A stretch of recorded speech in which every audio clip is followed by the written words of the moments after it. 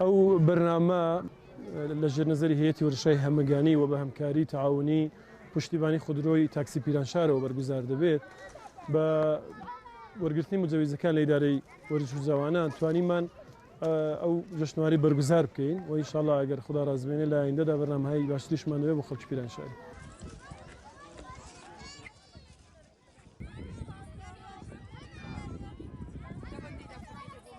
ماوەی چەند مانگێک کەمە هەیەتی وەرزشەی هەمەگانیمان وەرگرتووە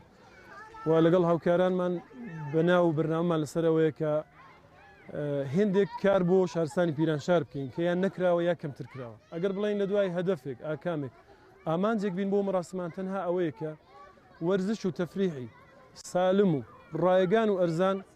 تەقدیم بکەین بە هەموو سنەکانی هاوشاریان لە مناڵانی چووکەڕە هەتا گەورە ساڵەکان بۆ هەمان بتوانین فرسەتێک فراهم بکەین کە لە دەوری یەک شاد بن. جایزە بۆ هەمووتان تەهیەکراوە. ئەمن مەزیدی بەرفین نمایندەی تاکسی و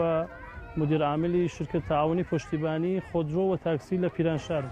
ئەمە لەوێ ڕۆژێوە کە شرکت تعاونیمان تەحسیس کردووە پێشتریش کە بە عنوانی نمایندەی تاکسی و دوی زۆر کارهای فەرهەنگی وەرزشی بووینە کە پێشتر لە گوزەشتەدا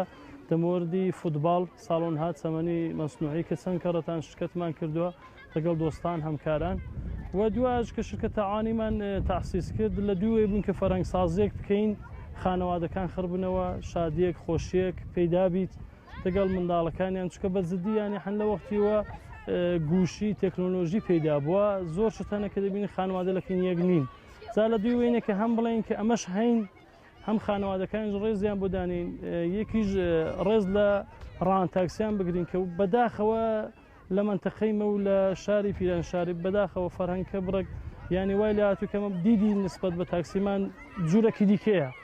پێشم خۆشە کە ئەو دیدە بگۆدرێت کە بزانن کە تاکسیش واقعان لە کارهای فەرهەنگیدا وەرزشیدا و کارهای دیکە کە دایندەدا ئینشاڵڵا دێتە پێشێ حتممە مشارکەتمان دەبێت.